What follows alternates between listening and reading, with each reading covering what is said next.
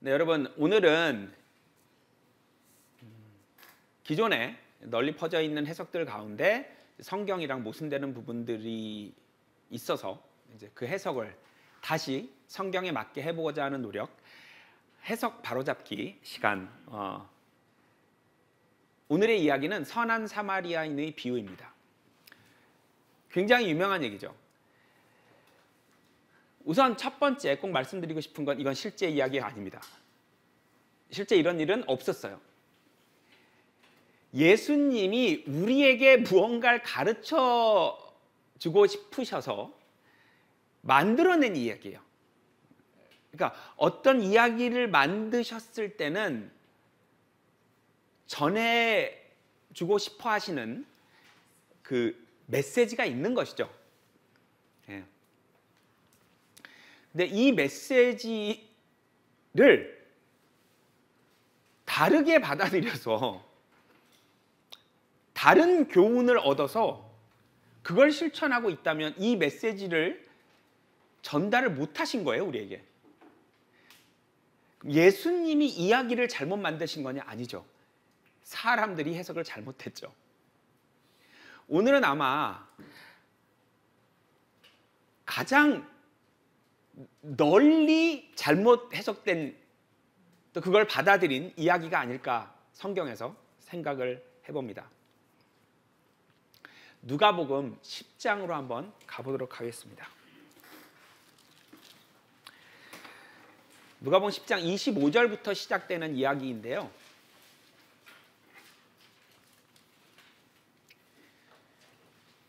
이 누가복음 10장의 흐름을 잠깐 설명을 드린다면,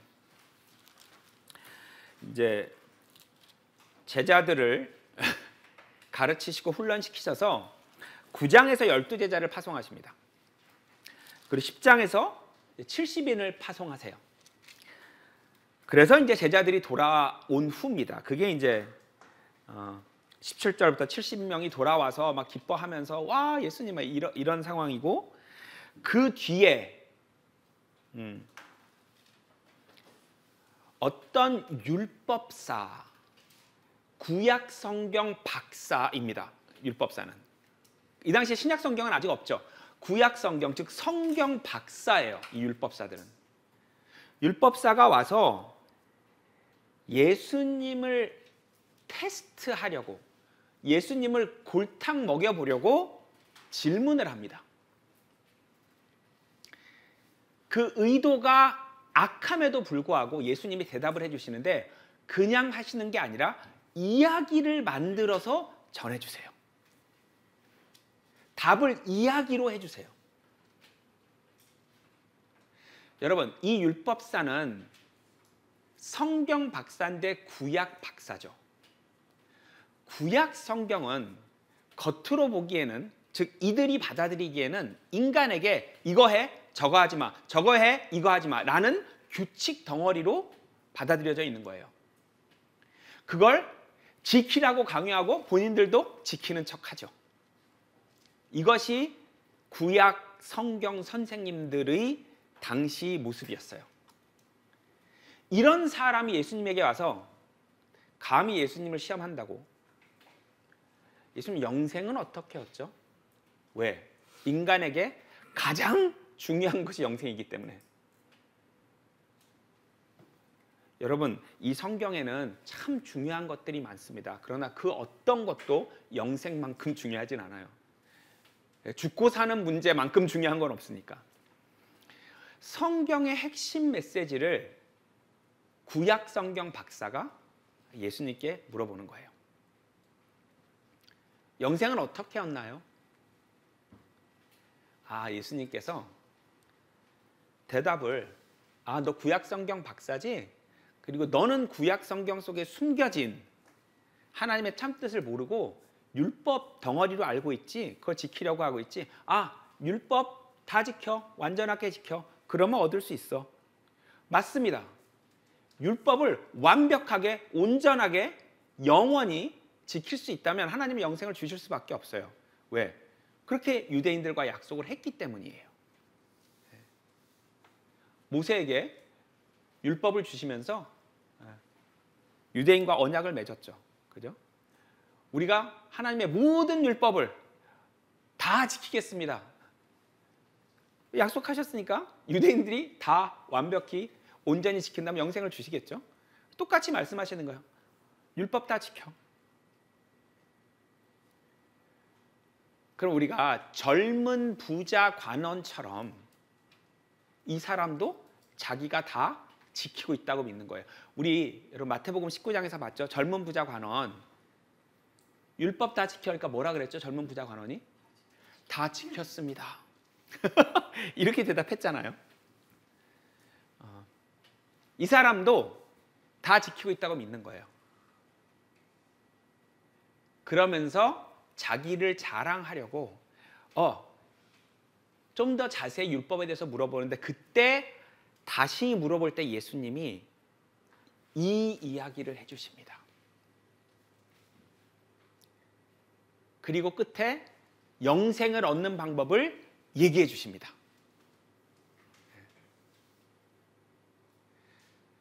자, 이 이야기의 주제는 영생을 얻는 방법입니다. 이것이 성경에서 가장 중요한 일이기 때문입니다. 요한복음 5장 39절에 뭐라 했죠? 너희가 성경 안에서 영생이 있으니까 그걸 잘 찾아내라, 잘 찾아봐라, 그죠? 또 요한복음 20장 끝에 요한은 뭐라 그랬죠? 내가 이 책을 쓰는 이유는 영생을 주려고 이렇게 써놨단 말이에요. 성경에서 영생을 얻는 게 가장 중요한 문제예요. 그래서 성경의 가장 중요한 주제를 다루고 있는 이야기입니다. 율법사, 성경 박사가 물어봅니다. 영생을 얻으려면 무엇을 해야 합니까? 예수님의 대답은 결국 맨 끝에 선한 사마리아인의 비유라고 불리는 이 이야기를 다 해주시면서 너도 그렇게 해라. 이게 대답이에요. 즉 너도 그렇게 하면 영생을 얻을 수 있다. 이런 얘기입니다. 자, 지금부터 내가 어떤 이야기를 해줄 건데 너도 그렇게 해. 그러면 영생을 얻을 수 있어. 이런 얘기입니다. 여기서는 어떤 사람이 가다가 강도를 만나서 거의 죽게 됩니다. 근데 이 구약 성경을 가지고 먹고 사는 사람들이 안 살려주고 그냥 지나쳐갑니다. 그런데 천대받고 멸시받는 사마리아인, 즉 예루살렘 사람들은 사마리아인은 거의 같은 인간으로 취급을 안 해주거든요. 말도 안 하거든요. 우리 요한복음 4장에서 봤죠. 유대인들은 말도 안 하는데 그렇죠. 이런 천박하게, 즉 사람을 살려줄 자격도 없고 말도 하기 싫다고 여기던 그런 사람이 와서 이 사람을 살려줍니다. 그 사람은 무엇과 무엇을 갖고 있냐면 포도주와 기름을 가지고 있습니다. 포도주는 당연히 예수님이 마지막 만찬 때 이것은 내 피다. 이것은 뭐다? 내 죽음의 약속. 복음이죠. 그래서 포도주는 복음을 뜻하고 기름은 여러분 기름의 실체는 뭐예요? 성령이죠. 성령과 복음, 즉 신약으로 사람을 살립니다. 그리고 이 사람이 살아나서 이 사마리아인이 심지어 어떤 집에다가 데려다 줍니다. 그 집에 맡겨놓습니다. 이렇게 해서 이 사람은 자기를 살려준 사람을 사랑하게 됩니다. 왜? 죽어가는데 전혀 나를 살려주고 싶어 하지 않는 성경 박사들은 지나가고 자기가 우습게 여기던 사람이 자기를 살려줬기 때문에 이 사람을 사랑하게 됩니다. 근데 이 이야기를 불의웃 돕기로 해석을 했습니다.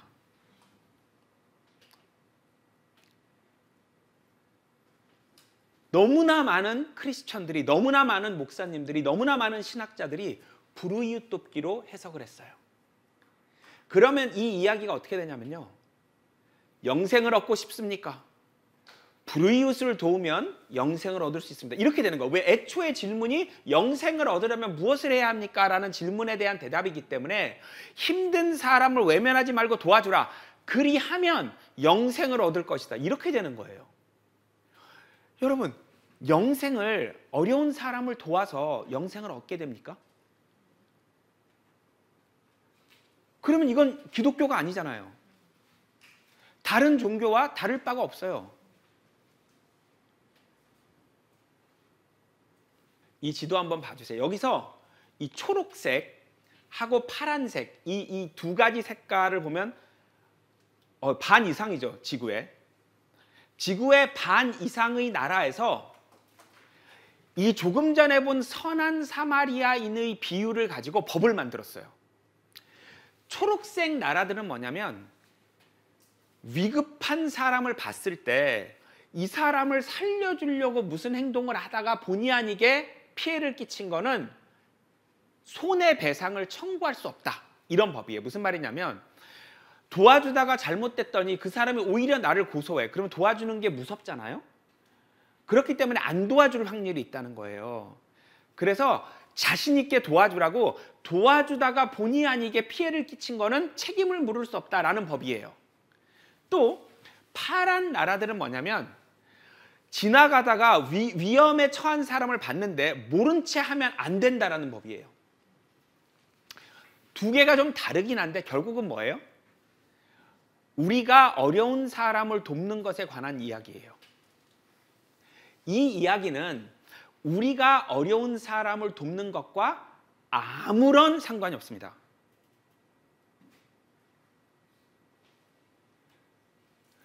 우리가 도움을 받는 그 사람이에요.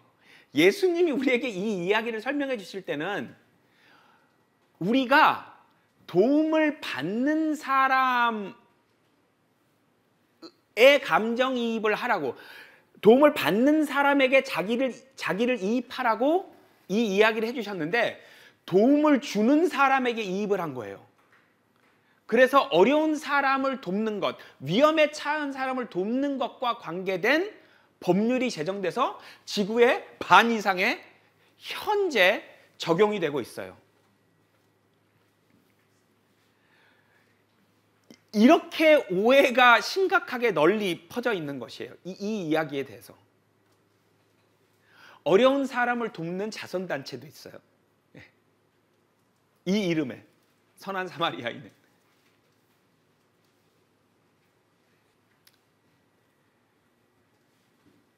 예수님이 오셨을 때 예수님의 가장 큰 고민은 하나님께 무언가를 바치려는 걸 제발 그만하고 하나님께서 너에게 주시는 걸 받아라. 이 사고방식의 전환이 예수님의 가장 큰 고민이었어요. 너희가 뭘 해서 영생을 얻는 게 아니라 하나님이 너희를 불쌍하게 여기셔서 자비를 베푸시려고 하는데 그걸 받을 준비가 됐느냐. 이 받을 준비가 되는 걸 회개라고 해요. 네가 이렇게 죽어가고 있는 사람인데 너 혹시 그거 아니? 이걸 안다면 제사를 그만 드리고 자비를 받아라. 이게 예수님이 계속 강조하셨던 얘기거든요. 마태복음 12장으로 가보겠습니다.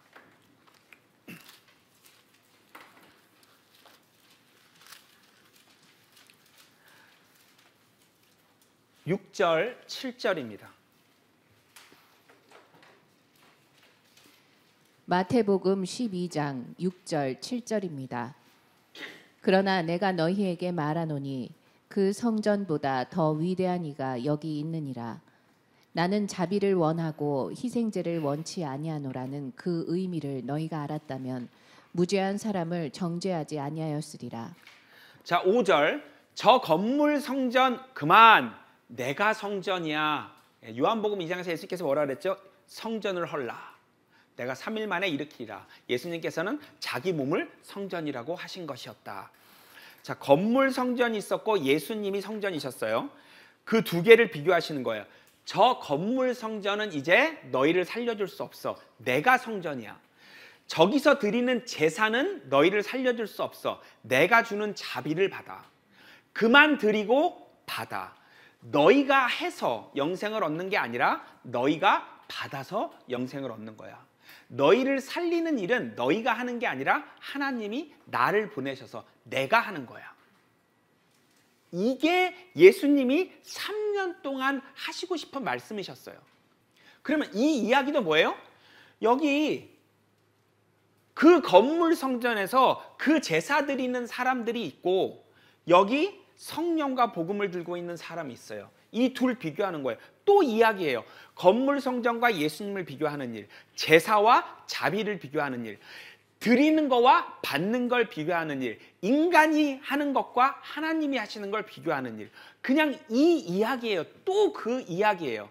그 이야기를 예수님께서 이렇게 하셨다, 저렇게 하셨다, 이렇게 하도 안 되니까 이제 이야기까지 만드신 거예요. 너희가 하는 게 아니라 너희가 받는 거야. 그 다음에 자연스럽게 되는 거고 그걸 계속해서 영생을 지키는 거야. 이제 이런 얘기입니다. 자, 이제 읽어보도록 하겠습니다. 자, 누가복음 10장인데요. 25절부터 37절입니다. 이야기가 시작되거든. 여러분, 도와주는 사람에게 자기를 이입시키지 마시고요. 도움을 받는 사람에게 자기를 이입시켜 보세요. 읽어보도록 하겠습니다.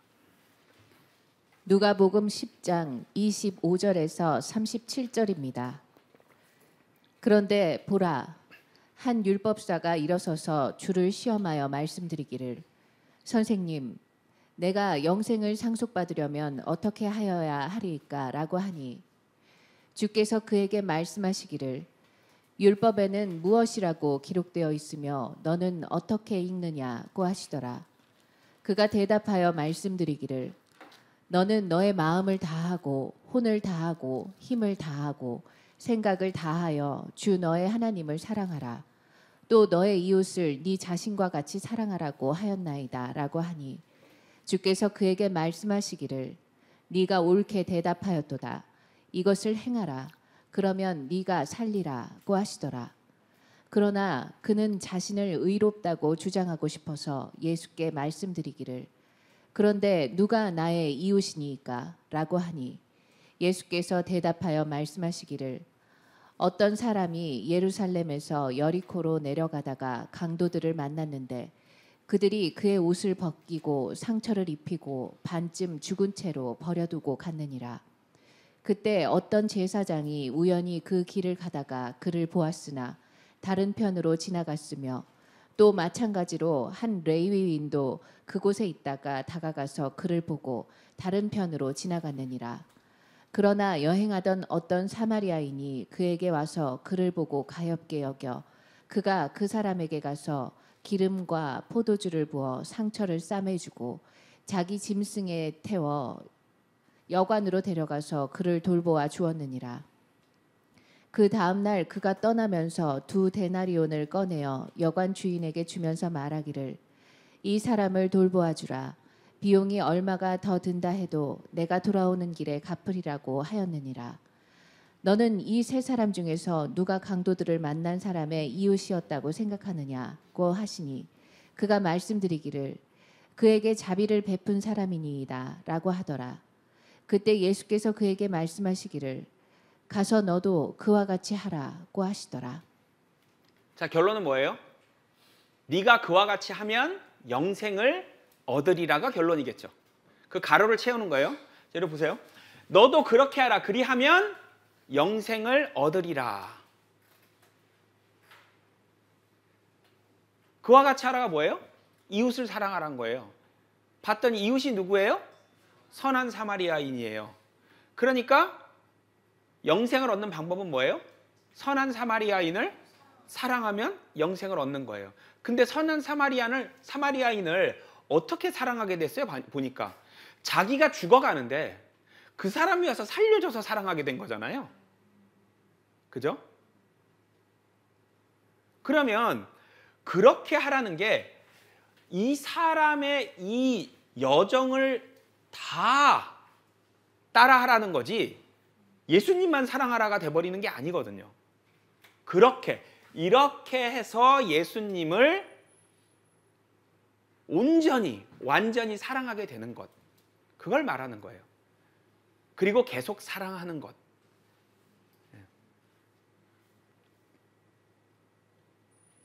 자, 피해자 얘기예요? 도움 주는 사람 얘기예요? 이 이야기의 주인공은 도움 받는 사람이에요? 도움 주는 사람이에요? 무슨 말이냐면 도움 준 사마리아인이 영생을 얻는 거예요? 이 사람이 이 처음에 길 가다가 죽게 된 사람이 영생을 얻는 얘기예요? 죽게 된 사람이 영생을 얻는 얘기인데 우리는 지금 영생을 얻어야 되는 사람이잖아요. 그러니까 우리가 누굴 따라가야 돼요? 지금 마음이 죽게 되는 사람을 따라가야 되는 거예요. 영생을 얻으려면. 자, 시작하겠습니다. 그러면 우선 27절 율법으로 얻어. 예수님은 항상 먼저 강력한 율법을 사람에게 들이대시죠. 왜? 죄인인 걸 깨닫지 못하면 자비를 받을 수가 없거든요. 근데 이 사람이나 젊은 부자 관원이나 다 자기가 죄인인지를 몰라요. 율법을 지키고 있다고 생각하기 때문에 예수님이 항상 율법을 들이대시는데 가장 강력한 거 뭐예요? 주로 네 이웃을 네 몸과 같이 사랑하라. 젊은 부자 관원한테도 그걸 딱 들이미셨죠. 저 그거 했는데요. 그러니까 예수님 뭐라 그래요? 에이, 전 재산 팔아서 줘야지. 네 몸과 같이 사랑하는 건데. 그랬더니 그가 재산이 많기 때문에 근심하며 돌아서서 이렇게 돼 있단 말이에요. 이번엔 오히려 물어봐요. 성경 박사니까. 예수님이 이 구절을 말씀하시는 게 아니라 율법 중에서 제일 중요한 게 뭔데? 라고 반대로. 그랬더니 이 사람이 딱 말해요. 이거 정답이에요. 왜? 마태복음 22장에서 예수님이 제일 중요한 율법이라고 말한 것과 같은 대답을 해요. 이거 쉽지 않아요. 왜? 레위기와 신명기 구절을 합쳐서 대답한 거기 때문에 이거는 어지간한 성경 지식으로는 알 수가 없어요. 이 하나님을 사랑하고 이웃을 사랑하는 게 같이 붙어 있는 게 아니라 따로 떨어져 있는 얘기인데 이걸 합쳐서 대답할 정도면 보통 성경 지식이 있는 게 아니죠. 그렇게 말하니까 예수님은 그렇게 하면 얻어. 맞아. 그거 완벽하게 지키면 얻어. 이 사람이 제 이웃이 누구죠? 물어봤어요. 예수님께. 왜 물어본 거예요? 대답하면 자기가 했다고 하려고. 네 이스라엘 형제들이지. 제가 다 했습니다 라는 말을 젊은 부자 관원과 같은 대답을 하고 싶어서 그걸 딱 했는데 예수님이 갑자기 이 이웃을 가지고 다르게 풀어버리시는 거예요. 원래 이 율법에서의 이웃은 진짜 자기 이웃 맞습니다. 진짜 이웃이 맞는데 예수님이 이 사람을 살리고자 이 이웃의 개념을 여기서 갑자기 바꾸시는 거예요. 시작은 예루살렘에서 여리고로 내려가는 사람. 예루살렘이요 해발 760m 정도 돼요. 여리고가요 마이너스 250m 정도 돼요. 지구상에서 가장 낮은 지역이에요. 온 지구에서 가장 낮은 지역이에요.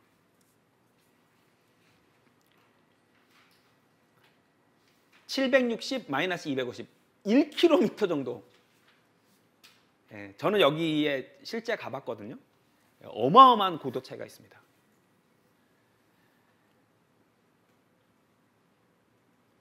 제가 처음에 복음을 들은 게 2010년이고 그렇게 믿고 싶어서 막 믿으려고 해도 도저히 너무 비현실적이어서 예수님이 2000년 전에 내 죄를 짊어지고 가셔서 내가 죄가 없었다는 얘기가 도대체 그걸 어떻게 믿어요? 너무 비현실적이니까 믿고 싶어도 못 믿겠는 거예요. 그러다가 7년쯤 지나서 갑자기 성경 읽다가 믿어졌거든요. 그 사실이.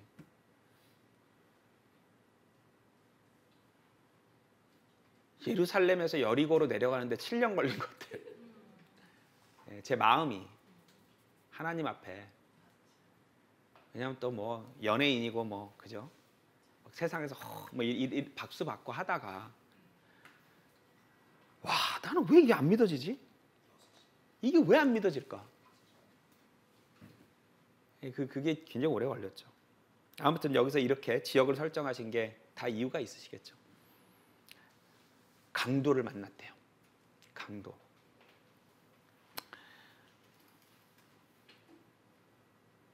저도 복음이 안 믿어지지만 성경이 사실 같긴 한데 사실이라고 완전히 또 믿어지진 않지만 하나 깨달은 건 제가 죄인이라는 거였어요. 야, 이게 와, 사람 안에 있는 그 나의 더럽고 추악한 면을 다 끄집어내는 책이구나. 이게 와, 정말 내가 얼마나 위선적이고 못되는지 막 견딜 수가 없는 건 맞았어요. 근데 그걸 어떻게 알았냐? 율법을 보고 알았어요. 하나님이 정의하시는 죄라는 게 이게 피해갈 곳이 없구나. 사람을 죽이는 이 강도는 율법입니다. 여기 표시를 해놓고 로마서 7장으로 갈게요.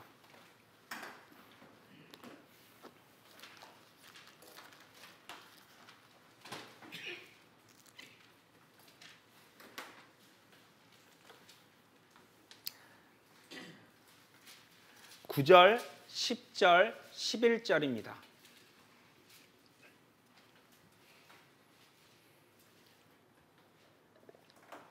로마서 7장 9절에서 11절입니다. 내가 전에는 율법 없이 살았으나 계명이 오자 죄는 살아나고 나는 죽었느니라. 생명에 이르게 하는 그 계명이 도리어 나를 사망에 이르게 하는 것으로 판명되었도다. 죄가 계명을 통하여 기회를 잡아 나를 속이고 또 그것으로 나를 죽였느니라.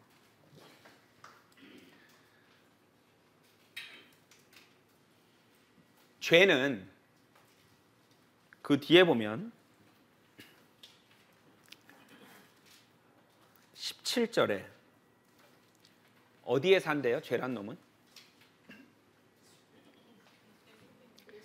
내 속에 사는 놈이에요. 죄라는 건 육신에 살거든요. 그럼 외부에서 와서 나를 죽이는, 외부에서 누가 와서 내 안에 있는 죄를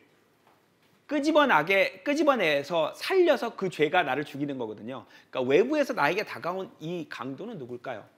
계명입니다. 계명, 율법. 죄는 내 안에 있고 나랑 같이 살고 있었어요. 근데 죄가 나를 못 죽였어요. 왜? 내가 죄인인지 몰랐거든. 근데 강도가 온 거예요. 율법이 딱 왔더니 내 안에 죄가 아싸 하고 살아나면서 날 죽여버렸어요.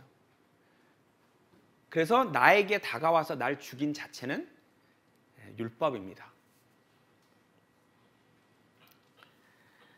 살다가 율법을 보니 내가 죽었어요. 예. 죄랑 같이 편하게 잘 살고 있었거든요. 율법을 딱 만났는데 죽어버렸어요. 저도.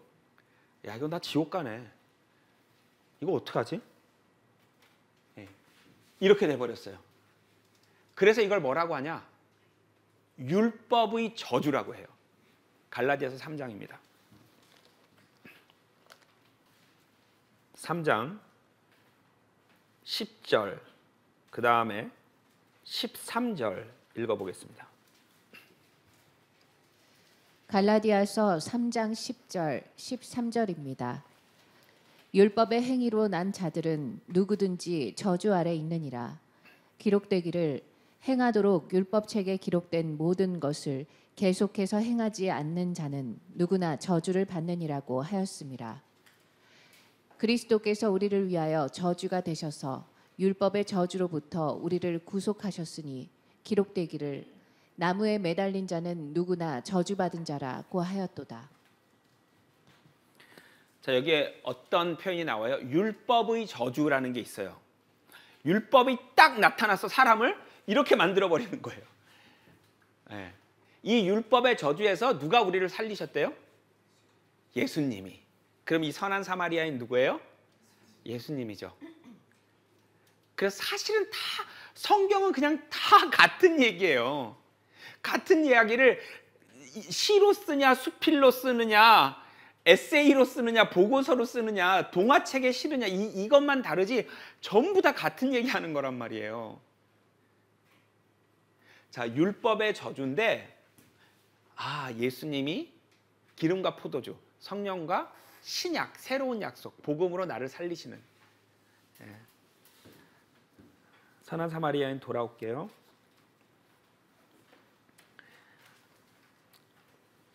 30절. 거의 죽었어요. 거의. 그래서 이 강도가 율법이라는 것은 알았는데 이 강도가 이 사람을 반쯤 죽였다고 돼 있어요. 그러니까 율법을 만나서 우리가 죄인인 걸 깨닫는 순간 몸이 죽진 않거든요. 내 영혼이 죽었다는 걸 알게 되는 거죠. 그러니까 인간은 영혼, 육 이렇게 되어 있는데 내 영혼이 죽었다. 즉 하나님과 단절돼 있는 부분이 내 육이 아니라 내 영이죠. 내 육이 단절돼 있다면 지금 바로 그냥 생명을 잃어버리거든요. 이 육신의 생명을. 근데 다행히 아직까지 하나님이 사도행전 17장에서 생명과 호흡을 주신다는 얘기처럼 이 심장을 뛰게 해주시고 또 호흡, 밤에 잘 때 숨을 쉬게 해주셔서 육은 살아있는데 율법을 보니까 아, 내가 하나님 앞에 영이 단절되어 있구나. 우리 성경적 의미 시리즈의 삶과 죽음 꼭 보세요. 아무튼 영이 단절되어 있구나. 그게 반쯤 죽어 있구나. 근데 이 육마저도 천천히 죽어가는 거죠. 예, 그 상태를 말하는 겁니다.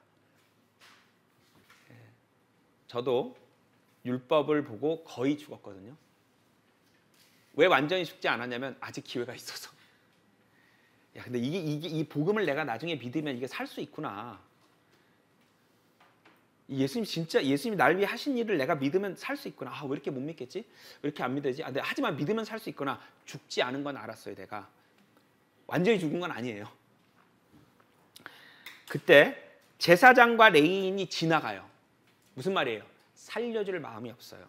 여러분, 성경을 잘못 가르치는 사람들은 왜 잘못 가르치냐면요, 여러분을 살려줄 마음이 없어요.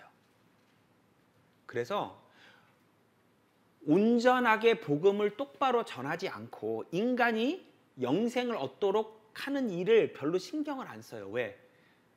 살려주고자 하는 마음이 없어요. 마태복음 23장입니다.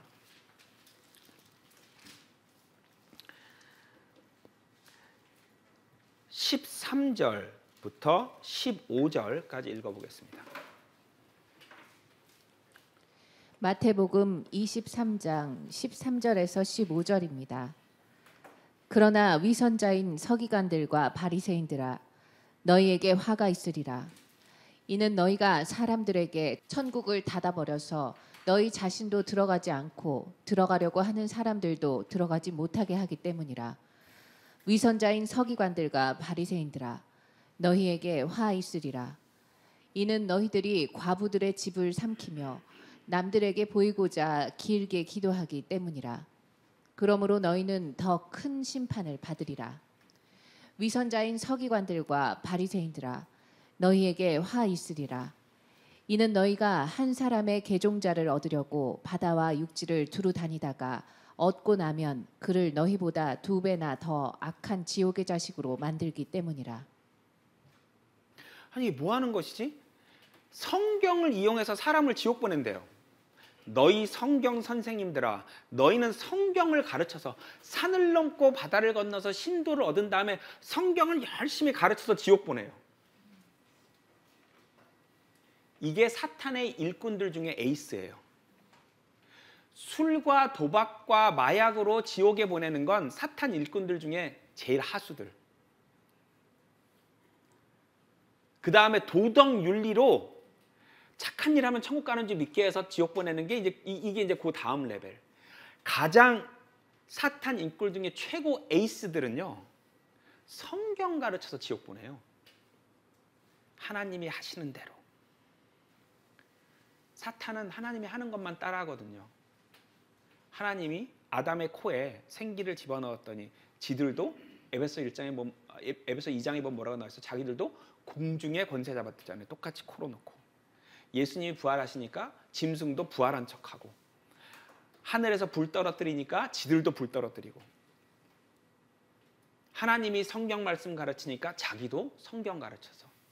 예수님 시험할 때 사탄이 40일 동안 시험할 때 뭘로 시험했어요? 하나님 말씀. 왜? 예수님은 최고로 이제 어려운 존재니까 예수님 정도 쓰러뜨리려면 도덕 윤리 갖고 안 돼요. 술과 마약으로 안 되고 성경으로. 예. 근데 애초에 살릴 마음이 없다는 거예요. 이 사람들 지나가 버리잖아요. 살려줄 마음이 없어요. 자기들도 살 마음이 없고. 근데 이런 분들이 겉으로 볼 때 너무 선량하실 수 있다는 게 문제예요. 예수님 뭐라 그랬어요? 산상수훈에서. 양 같대요. 겉으로는. 인간이 볼 때는 양 같대요. 고린도서 11장에 뭐라 그랬어요? 빛의 천사들로 보인대죠. 빛의 일꾼. 하나님의 일꾼으로 보인대죠. 사람 눈에는. 속으로는 사실은 자기도 살 마음이 없고 남을 살려줄 마음도 없고 딱 눈이 먼 상태에서 착하게 살면서 성경 가르치면서 같이 지옥에 끌고 간다는 거예요. 왜? 양심에는 분명히 소리가 나오고 있거든요. 너 이래가지고 천국 갈 수 있어 하는데 계속 안 들어요. 그냥 착하게 살아요. 제가 처음에 성경을 공부할 때 성경을 복음을 잘못 전하시는 목사님들 중에 너무 훌륭하신 분들이 있더라고요. 야, 이건 뭘까?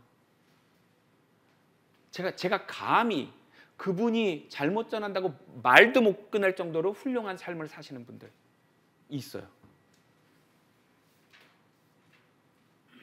그거와 양심에서 너 영생 얻어야 돼, 너 사람들 영생 줘야 돼 라는 소리를 거부하는 건 다른 얘기예요. 살려줄 마음이 없더라. 요한복음 8장 가보겠습니다.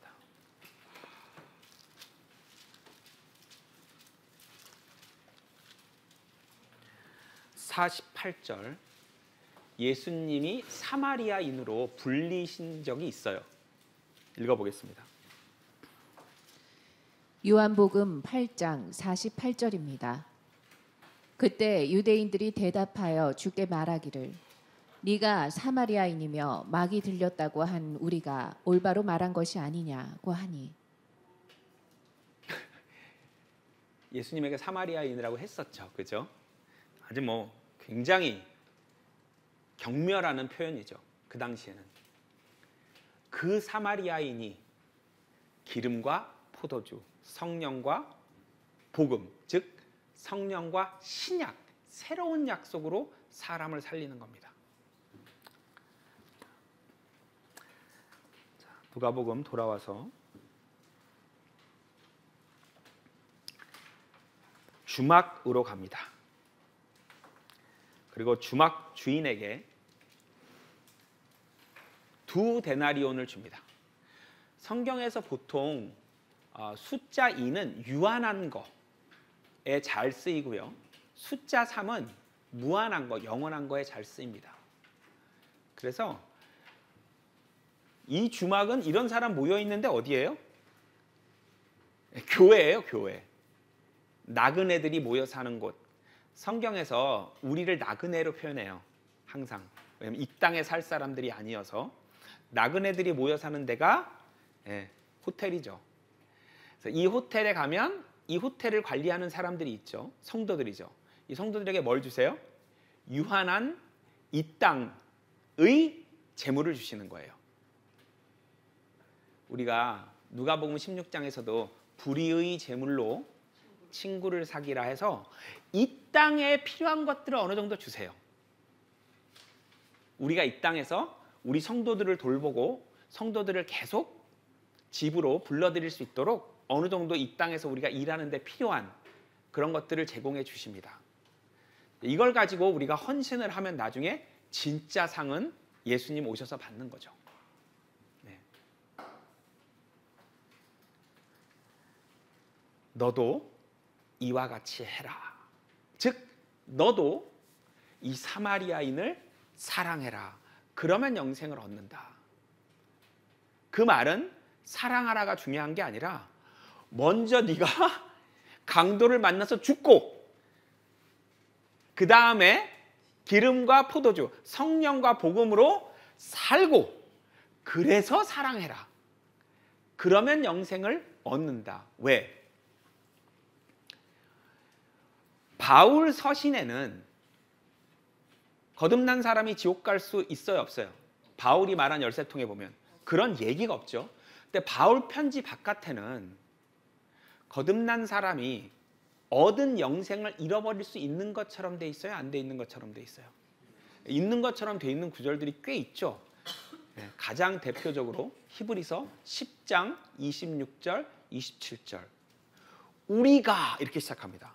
우리가 진리의 말씀을 받은 후에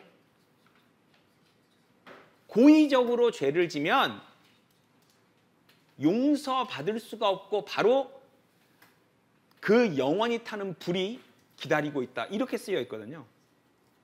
이런 것들이 계속 있죠. 그죠? 이거는 저희 밀크 시리즈 특히 6편, 7편 신약개관 그리고 바울 편지들의 미스테리라는 강의를 들어보시면 굉장히 자세히 설명이 되어 있습니다. 즉 성경은 하나님의 일꾼들이 죽은 사람을 살릴 수 있는 시대와 하나님의 일꾼들이 죽은 사람을 살릴 수 없는 시대로 나누어서 봐야 된다는 거예요. 자, 분명히 엘리야, 엘리사, 베드로, 바울 다 죽은 사람 살렸어요? 못 살렸어요? 살렸죠. 우리는 죽은 사람 살려요? 못 살려요? 못 살리죠. 예수님께서 마가복음 16장에 믿는 사람들에게는 이런 사인들이 나타날 것인데 독을 마셔도 죽지 않고 독사에 물려도 자, 이거 비유 아닙니다. 바울 독사에 사도행전 28장에서 독사에 물렸는데 아무렇지 않죠. 이렇게 말씀을 전하고 그 다음에 죽은 사람을 살리는 막 독을 먹고도 안 죽는 이런 걸 보여줌으로써 그 말씀을 증거하는 시대가 있었고, 그죠? 지금 저처럼 말씀 열심히 전한 다음에 그냥 가만히 바라보고 있는 시대가 있는 거예요. 왜? 제가 죽은 사람을 살릴 수가 없거든요. 그러니까 여러분들이 뭐 사랑하는 사람이 죽었을 때 그 시체를 저희에게 가져오시면 제가 그 위에 누워서 살릴 수가 없어요. 지금 시대는. 아무튼 그 자세한 내용은 거기를 보시면 되고요. 누가복음 12장 48절 많이 준 자에게는 많이 요구하리라. 그런 죽은 사람을 살릴 수 있는 힘, 죽은 사람이 살아나는 걸 볼 수 있는 기회를 준 시대에는 행동을 잘못하면 영생을 잃어버릴 수도 있어요. 아무튼 바울의 편지에는 이제 그런 얘기가 없다. 그 강의를 자세히 해놓은 밀크 시리즈 6편, 7편 보시고요. 자, 그래서 영생을 진짜 얻으려면 기름과 포도주로 살린 거에서 끝나는 게 아니고 계속 그 다음부터는 예수님을 사랑해야 해요. 예. 근데 바울 서신 바깥에는 영생을 잃어버릴 수 있다가 표준이에요. 바울 편지 열쇠통에만 영생을 잃어버릴 수 없어요. 대신 징계는 받죠. 우리 거듭난 사람이 잘못했을 때 징계는 받고 그 징계 중에 죽음도 포함되지만 지옥에는 안 간다는 거죠. 그래서 영생을 얻은 사람이 잃어버릴 수 없는 우리 시대와 잃어버릴 수 있는 그 바깥의 시대, 즉 예수님을 계속 사랑해야 되는 거죠. 계시록 2장처럼 에베소 교회 뭐라고 그랬어요? 너 첫사랑을 잃어버렸어. 잃어버리지 않아야 되는 것이죠. 요한일서 5장 보겠습니다. 요한일서 5장 3절입니다. 요한일서 5장 3절입니다. 하나님을 사랑하는 것이 이것이니 곧 우리가 그의 계명들을 지키는 것이라. 그의 계명들은 무거운 것이 아니니라. 자, 살림을 받았어요. 예수님 때문에 살림을 받았어요. 그래서 이제 이 사마리아인 예수님을 사랑하게 됐는데 계속 사랑해야 해요. 근데 예수님을 사랑하는 방법이 뭐래요? 그의 계명을 지키는 거예요. 예수님이 떠나시면서 여기 있는 사람들에게 새 계명을 줬죠. 세 사람에게 새 계명을 줬는데 그게 뭐예요? 서로 사랑하라. 그렇기 때문에 영생을 안 잃어버리려면, 왜 지금 우리 시대에는 거듭난 사람이 영생을 잃어버리지 않지만 지금 우리 시대가 아니라 하나님의 일꾼들이 죽은 사람들을 살릴 수 있는 시대, 또 막 그 죽은 사람이 살아나는 걸 볼 수 있는 시대에는 영생을 잃어버릴 수 있거든요. 안 잃어버리려면 어떻게 해야 돼요? 이 새 계명, 서로 사랑하라. 성도들끼리 서로 사랑하는 그걸 지켜야 결국 영생을 얻을 수 있습니다. 용서받지 못할 죄라는 것이 있는 거고, 사망에 이르는 죄라는 것이 있는 거고, 그죠? 이렇게 해서 영생을 얻는다는 얘기입니다. 자, 결론은 이 이야기는 자기 자신을 도움을 받은 사람 위치에 놓고 어떻게 해서 영생을 얻게 되는지, 얻은 영생을 어떻게 해야 영원히 안 뺏길 수 있는지에 관한 이야기죠. 무엇과 무엇을 비교하는 거예요? 제사 드리는 것과 자비 받는 것의 비교. 제사 드리게 하는 그 당시의 성경 선생님들, 제사 드리게 하는 그 건물과 자비를 받게 하는 건물에서가 아니라 말씀과 성령으로 영생을 주시는 예수님을 비교하는 거예요. 구약과 신약의 비교죠. 옛날 약속과 새 약속의 비교입니다. 크리스천들이 어려운 사람, 위험한 사람을 도와야 하냐? 당연하죠. 근데 이 이야기가 그 뜻이 아니라는 거예요. 성경을 보면 당연히 우리는 어려운 사람을 도왔고 위험에 있는 사람 보면 살려야죠. 근데 이 이야기는 그런 얘기가 아니라는 거예요. 이 이야기는.